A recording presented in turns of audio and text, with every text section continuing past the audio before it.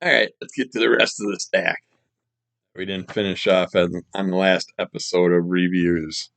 We're starting out with, oh yeah, it's still quite a few left in the stack, so this should be a good full episode. Starting out with Haunted House, a love story from Winston Grambro, who we had on the Crimson Color Comic Club. I did a creator interview with him, talking about his first issue of this. These have been very interesting, unique, fun. It's basically about a house that's got its own uh, soul to it that is left condemned now because so much stuff has happened over the past few owners over the years, and we see that the house is talking about being hurt. And then we get a few kids that decide to break in, cause some trouble, do some painting on the inside walls. There's rumors about things that have happened in this house. There's stories about no one's ever gone beyond a certain part of the house. So a character goes up on the roof and to check that area out, and some things happen.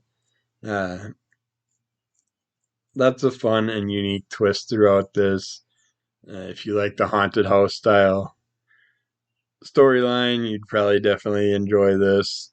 I liked how each episode had its own kind of characters brought in that really don't have much connection to the other characters of the past or anything, but it's all basically connected to the house and how the house deals with the different people that come in. And if you're going to keep pushing people away, yeah, you're going to end up being a condemned house because nobody's going to want to live there anymore. But yeah, you get to see the trouble that these kids get into and all the stuff that happens. And it's just, yeah, is interesting. I'm looking forward to seeing where issue 6 goes. I like on this cover how we see the house and then you get this long stairway to hell or whatever it is. Um, beneath it, and one of our characters does kind of go exploring in this issue into areas that we haven't seen before, and that's why I think the 6th issue is going to definitely take us deeper into this part of the storyline and less part of that. But it is interesting where they're at the end of this book. I can't ruin it for you, but they sit there and definitely make you look forward to that. I should say Winston does a great job at making you look forward to that next issue. You just want to know what's going to be coming up. What's got to happen with this? Something's got to go on with that. He did a really good job with it. I really enjoyed that run. Then we got Fuck Fairyland or I Hate Fairyland, depending on which cover you're going to go with. This one, Gert gets I can get the little synopsis they have here. I suppose that they write it big enough I don't need my glasses. Gert made a real gut-busting appearance as the fourth and much lesser known Billy Goat Gruff. I mean, listen, the last issue is pretty much just an old children's folk tale with Gert added to it. But it sure did look pretty, right? Who knew goats and guts could be so beautiful? If you remember what happened last issue, there were goats going across the bridge, different sized goats, and the uh, ogre, whatever troll underneath the bridge was wanting to eat the goats, and you get to see what happens and how Gert ends up becoming part of it and all that stuff. In this issue, someone wants to make a movie about Gert, and she's all excited about it. The directors basically play off. I'm guessing they're playing off two idiot Hollywood directors that we've heard about in the past, how they act, because the way they're acting with Gert in here is exactly the way I heard a bunch of actors and actresses say that these directors treated them this way. So I have a feeling that's who they're playing off of. Not going to give no names. You can figure that out yourself. Uh, but Gertrude signs away all her rights and stuff just to be part of this movie, to have a movie about her. And when they do, I mean, first they gotta search Fairyland to find Gert, then make her the offer and get her to do the offer. And of course, the offer is one giant book, but her little, is it, I want to say Sebastian or whatever, it's not Sebastian, no, uh, Larry. I don't know why I have Sebastian, but Larry, the little green fly dude, he's her watcher, so he's like reading all the material over and he's rattling off how she's getting screwed through the contract and she still goes for it. But then they make the movie and it's like Larry's this giant, monstrous, hulking ogre type character, and then Gertrude's in there as a older lady type character. Yeah, it's interesting how they played this movie out of her and then what she does because of the movie and all that stuff. They had fun with it. They did a good job with it. Another fun storyline. Like, you can't go wrong with I Hate Fairyland. There's just so much goofy fun involved in that. We got Local Man, Bad Girls. There's a one shot. The Local Man world. Come on, page. Doesn't want to give me the cover. There you go. Got Tim Seeley, Tony Fleeks, Brad Simpson, Philippe Sobrero, and Brian Reber working on this. And then huge list of Image Comics creators, but I don't think they have anything to do with this. Maybe some specialty covers down the road. But this is a one shot. We get to see this lady that's basically doing her waitressing, and this girl appears in a different form and then shows her real form to her, and she realizes she's a superheroine that she worked with in the past, and she's hiding out in the diner as a waitress. This other one's accused of causing some problems down the road with other characters. And like the other story, can't remember which story it was, but we had another story where all the different Image characters and stuff crossed over into it. And here, those were all mostly male characters. Now we got female characters, Witchblade, and all them popping up. Savage Dragon, She Dragon, a bunch of characters I don't even know, never seen. Some I can guess, but I'm not going to. But yeah, you get to see these girls battling out. Lots of anger going on between all these characters. And our character that's kind of like can change form and stuff. She's apparently caused a bunch of problems in the past, and she's kind of like hiding out from it and trying not to get pulled back into it. But then we find out she's got like this demon that's she's part demon, part human. There's just, yeah, it was a very interesting character. We get some teasers of some other characters that you may or may not know from the Image world. And it was an interesting story. Another one that is a little confusing to me because I don't know the full storyline of these characters, so I'm way off on it. I'm hoping to get the trades and get caught up on the whole Local Man story, but it was a one shot, and I figured, what the heck, check it out. Gave me the some interesting information of those girls and what their what parts they played in this whole local man world. But yeah, that's I'm looking forward to reading the whole thing all at once, doing a reread with the issues I have, the one shots and stuff, and everything else. The heck? Huh. Never seen that kind of bird before. The tiny little thing, mostly black, had a little yellow head to it, and kind of acted like a woodpecker. Didn't peck on the wood, but was kind of checking out the wood with his beak as he was going up the tree trunk. Interesting. All right, quick stops. Volume 2, number 4.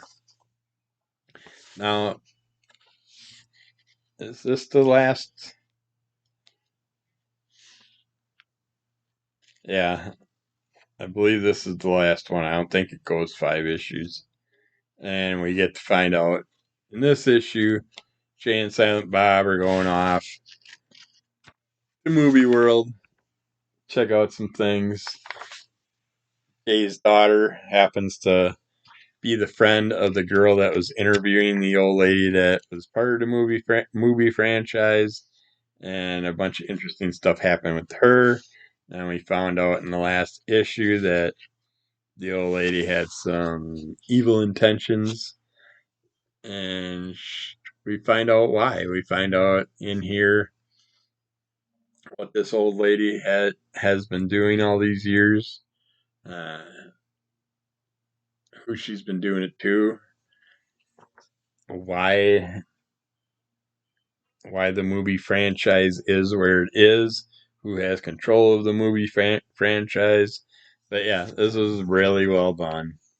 4 issues, taking us into the whole movie experience. We also get Elias in this issue, which is always fun. But yeah, you basically are getting a more complete story of any little teaser stories you heard about in any Kevin Smith movie. You're finding out more about those storylines and those characters.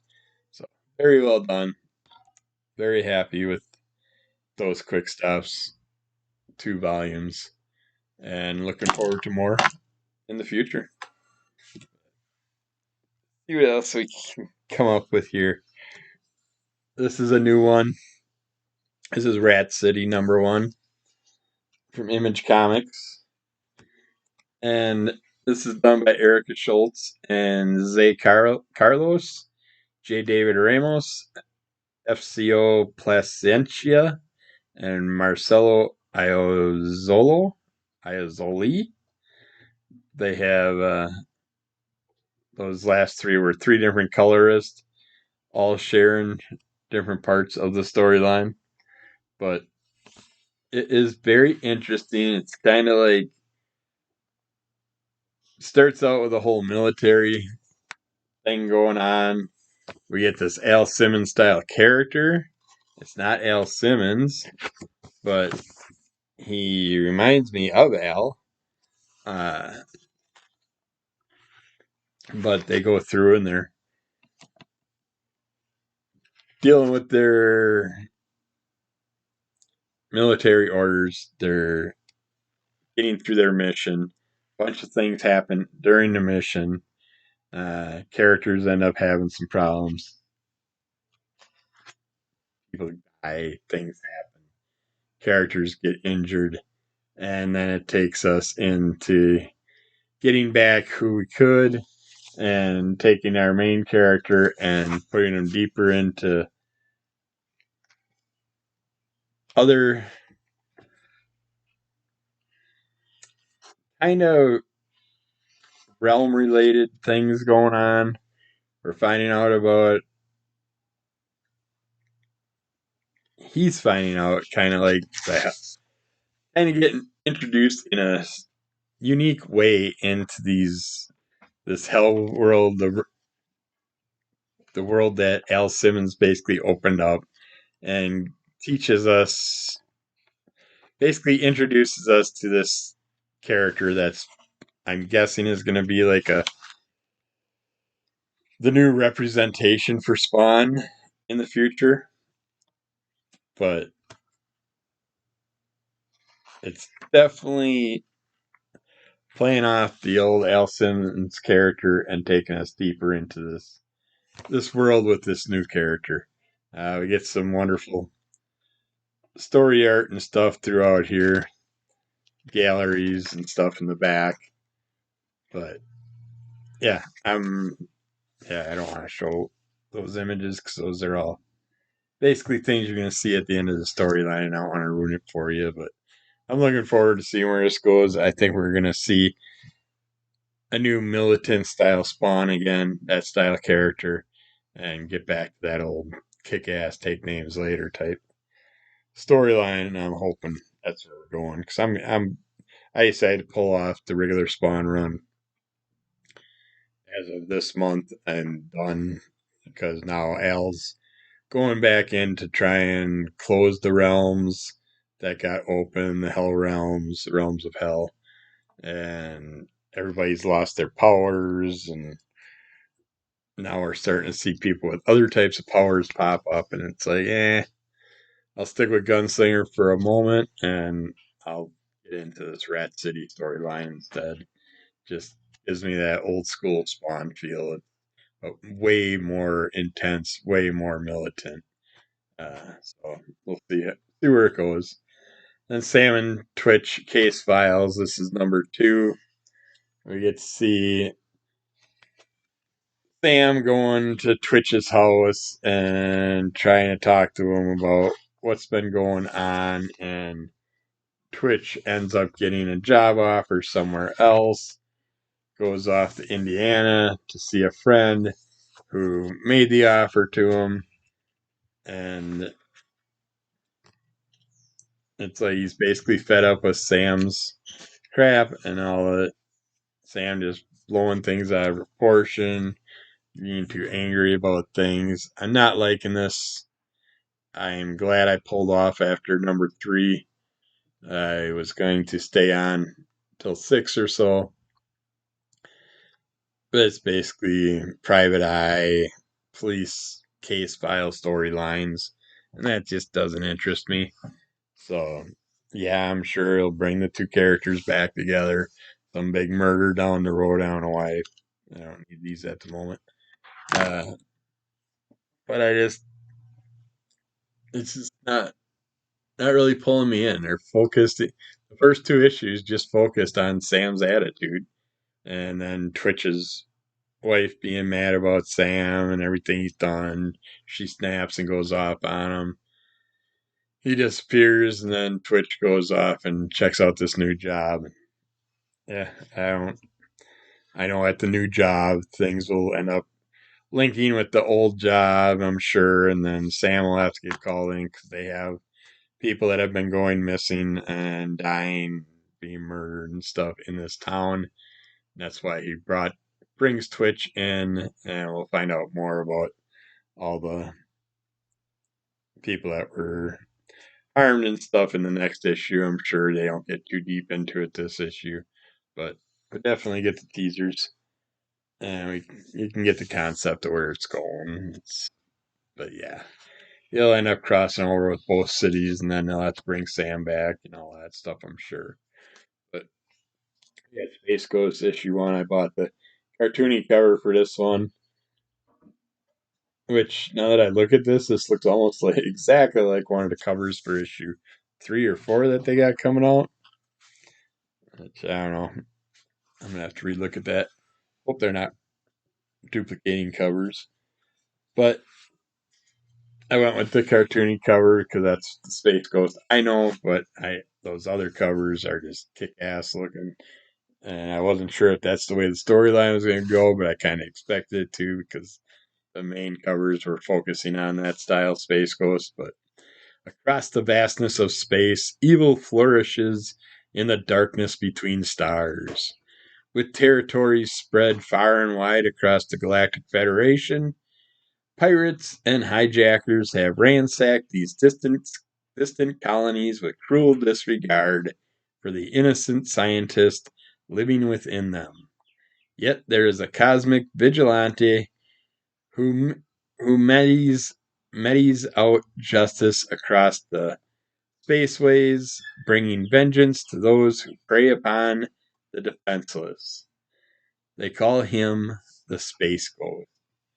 We got David Papo's writing. We got Jonathan Lau as the artist, Andrew Dalhouse as colorist, Taylor Esposito as letterer, and then lots of covers that you'll see throughout these. But you get starts out right away with a space station type thing being destroyed with these scientists in it, and we get to meet our kids, our monkey, Space Ghost. You get to see what's going to happen with that character in here. Great introduction to the character with them going with a deeper, darker style storyline than what I know. I mean, even though Space Ghost was a cartoon character, he always did have that dark side to it. But yeah, it's fun seeing.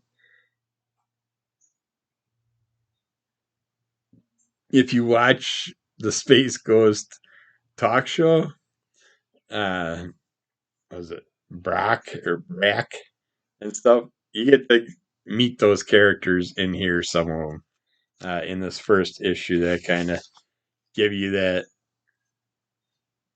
feel of where they're going with it, how those cartoony style characters become more realistic and more evil, and how they can be played out. But very well done. There's, if you want to get a little hint on the Brack character type things, uh, the kids are trying to protect the monkey. Monkey's got all kinds of special information that lots of people want. And so they're going to be hunting down the monkey, hunting down the kids. Space Ghost's going to have to protect them. All that stuff's going to happen. The storyline's going to go that route, but very well done. Again, a lot of great stuff's been coming out. And I really like the Space Ghost where it's going. I think it will stick with this for a while. Don't know if I'm going to get into Flash Gordon's new run or not. I think I did pick up a blank cover, but another sci-fi style thing from the past. I'm sure it's the teaser I got from Free Comic Book Day I enjoyed. So I'm sure it'll be a good run, but I think I'm just going to wait for the trade on that one. But this one I definitely wanted to get my hands on. I'm glad I did. I was going to wait on the trade, and there's just too many fun covers. Also, I wanted the trade because that way I can see all the covers, but we'll see. I'll stick on it for probably at least 6 issues. Spawn 352. I got Al still hunting down. I love how it starts out with a couple Violator style characters. Everybody's lost their power, so they can't change into humans and stuff. They're stuck looking like they look. And we're also dealing with Blood, the vampire, in here, and his minions are causing all kinds of problems, taking out people at all the different doorways to hell, stopping the heaven and the hell characters from getting into the doorways or going out of them. Uh, find more about what Blood's up to with all that stuff. While at the same time, we have Spawn sitting there trying to find a way to cure vampirism, but yet he's also runs into another character that we'll be finding more out about in this. Well, actually, a couple characters that we'll be finding out more about in the next couple issues. But Spawn's trying to figure out why some characters have certain powers, everybody else lost all their powers, and he's got to deal with things and get around without being able to use his hell powers that he was so against for so long. He just that you can control your whole suit and turn it into whatever you want. Instead, he's just constantly still grabbing guns to use. Military mind that he's stuck with, and he basically always looks at life as a soldier and treats his battles in those ways, which is a good thing because now that he lost his powers, he's going to have to be that type of character again. I'd like to stick on just to see what he does without having the powers, but I don't know. When I read the next issue that's coming out, just feels like we're at a point right now where you can easily jump on or off, and I'm deciding to jump off because they didn't treat the whole battle like I wanted them to.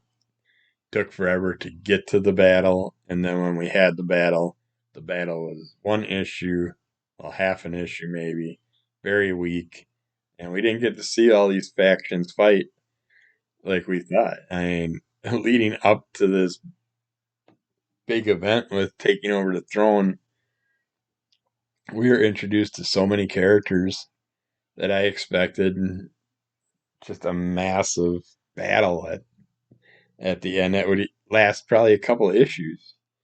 But instead, it was about a half issue of walking, talking, a little bit of bitch slapping.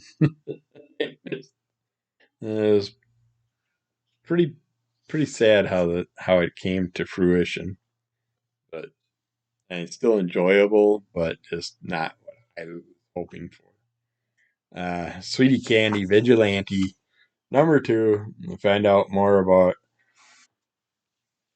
her her dealing with the troublemaker that caused a bunch of problems last issue, and she left him alive because she wants to know more about her family and what happened, because his family and her family have uh, links to each other with all the candy store back in the day and stuff. Yeah, I get good sweet candy going back to one of her factories, getting everybody regrouped and ready for another battle if need be. At the same time, we're getting a couple of our rabbit characters come in, the Easter Bunny and the Easter Bun Bun come in, and they're arguing away about stuff. Yeah, set them in their place, and then we get introduced to a new weapon that she's invented, came up with. We get another new character that we get introduced to, and some sad events happen from it. Her name just happens to be Honeybee, and or Honey. I always call her Honeybee every time I see her. But we find out that she takes care of this beehive factory, a couple big giant beehives that kind of got crossed over with something else from Sweetie Candy's world and made them special bees and special honey. And people are after that stuff too. And we find some bees that are damaged because of some corrupt things going on. I don't want to ruin it. It's hard not to ruin the stories without giving tons of spoilers away, but on the newer books, I hate giving too many spoilers away. So I say check it out. Unique weaponry, unique storyline, fun characters, and each issue you're getting more and more fun from it. So, and we had Zor #2. This is still a great little chase to for a girl to get her dead ma's wedding ring. It fell down the sink, which created our Zor character, which found a friend while he was exploring the plumbing pipes, trying to find the ring. while trying to find the ring, that's when the dust bunnies went by, and the dust bunnies got kidnapped, and that's how he found out the dust bunny farmer. They became friends, and then we meet another character in here, a militant character that's stuck in a pipe, and they help out, and you get to see what happens. We get to learn more about our evil spider, giant spider lady that's controlling the flies that are collecting the dust bunnies and doing all her evil biddings throughout the storyline. But yeah, this is fun. The kid's father is getting a plumber on the job to try and take pipes apart, see if they can't find her mother's ring.